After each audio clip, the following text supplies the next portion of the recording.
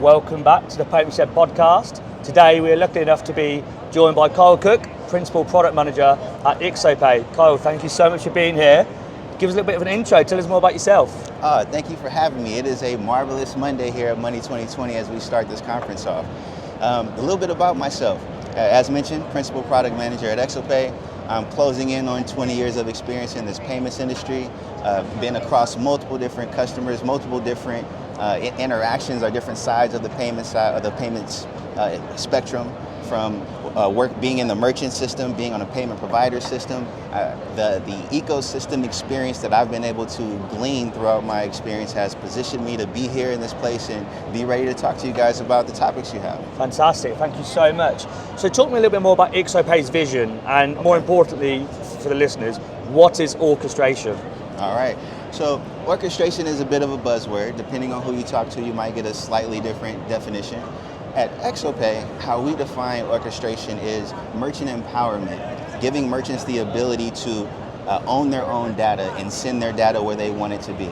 So we're looking at avoiding processor lock-in, giving you the ability to choose where you're going to process and when you're going to process with those providers. So orchestration is all about payment connectivity. And we provide you the infrastructure for you to have that full stack capability of connectivity across all of your provider connections. Fantastic, fantastic. I know you and I have spoken before, Kiel, on VAMP. We're 3 weeks in now. Some people are loving it, some people are hating it, some people think the world's going to end due to it. What's your thoughts on VAMP so far? Well, from a product perspective, the biggest thing that I've been doing is meeting with customers, having conversations, having dialogue. And what I've learned is we're still in a reactionary period where people are still trying to figure out exactly what this means. Yes, it's been enforced as of October 1st, but fines and penalties haven't started to really trickle down the funnel just yet. And as I meet with customers, I'm seeing a dichotomy of experiences here. Depending on what your payment stack looks like, who you're processing with, depends on how much you care about the change that VAMP brings, right? So do you have a chargeback problem? Do you have processor lock-in? These are two of the questions that merchants have to answer. And really, if both of those answers are yes, you do have a chargeback problem or you do have processor lock-in, these are the situations that we're finding that VAMP is more impactful in a negative way to customers. And what are your thoughts on the global versus local differences with VAMP coming into play now? Well, it's more so about managing your payment stack. So it looks different, global versus local, domestic versus cross-border. But at the end of the day, it's all about, do you have a chargeback problem? And are you able to pivot away from your processor if your processor has a VAMP problem? Do we think there's been enough education by everyone in the ecosystem when it comes to helping the merchants? I don't think there's enough education out there, but I think there's a learning curve, right? So if you are a high-risk merchant and you have constraints with your payments capacity, you're getting new mids on a consistent basis, you're having to exchange mids on a consistent basis, you're more trying to stay compliant because you have a challenge. Those are the scenarios where VAMP is going to squeeze those merchants and those acquirers. And I say squeeze because my perspective of this is the goal of VAMP is a key in the clog of agentic commerce. So when I think of agentic commerce, I think of the consumer, their experience with their card, their willingness to allow someone else or something else to manage that card for them. So how do we get in that psyche? How do we get the customers, the cardholders, to be open to those kind of things? To me, the first thing you got to do is you got to squeeze out the bad merchants. And it's too many bad merchants for Visa and MasterCard to go after each one of them, but you can kind of regulate this at the acquirer level.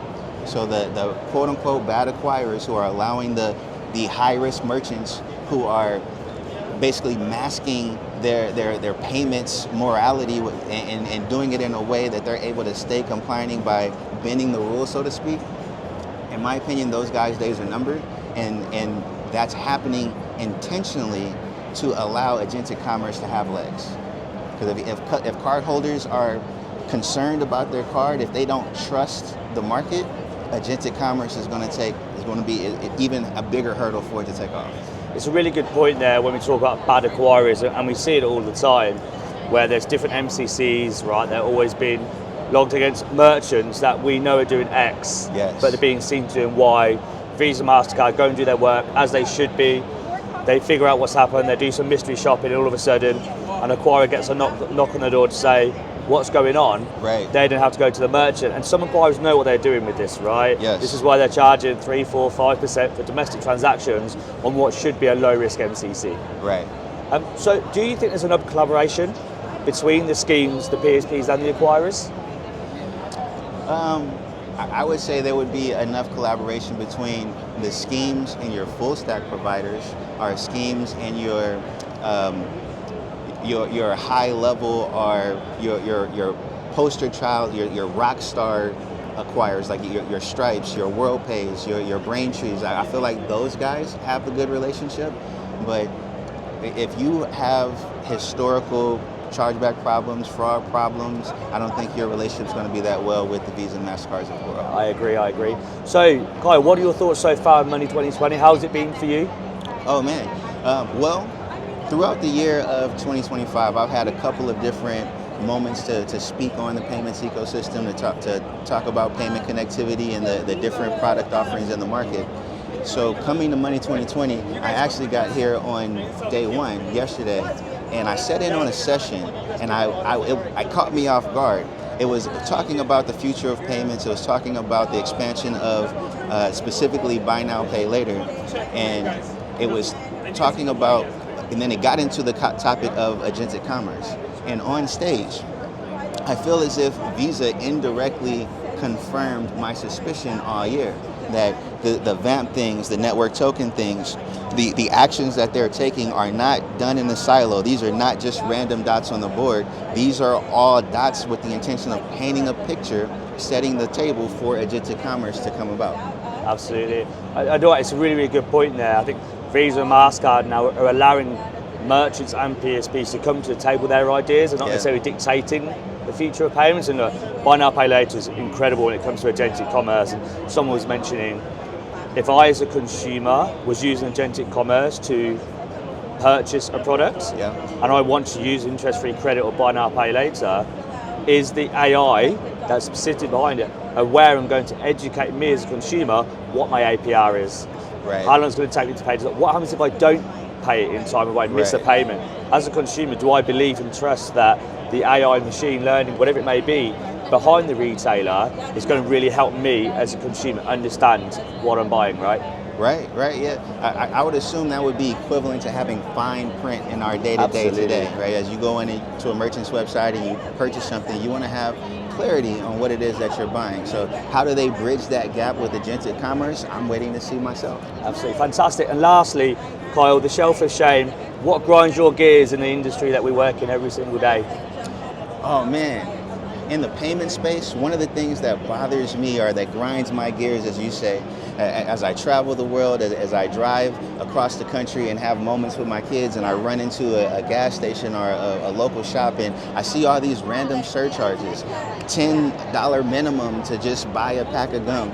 These are things that I feel like the card schemes need to find a way to enforce this. Like it feels like stealing money from the local public. Yeah, right? That's really good. I really like that, because I think we looked at PSD2, for example, was to come in and remove the ability to surcharge. It was a revenue stream for merchants, right? And all we've done is create a new buzzword for it. It's a booking fee or something else that doesn't say the word service fee, but the intention is the exact same, which is to drive more revenue from unknowing consumers, right? Right, and I think at some point, rubber's going to have to meet the road for that, because we want to become a cashless society. And having those abrasive moments where I get penalized for using my card, we're going to have to circumvent that in some way in order to get to that place that we want to be.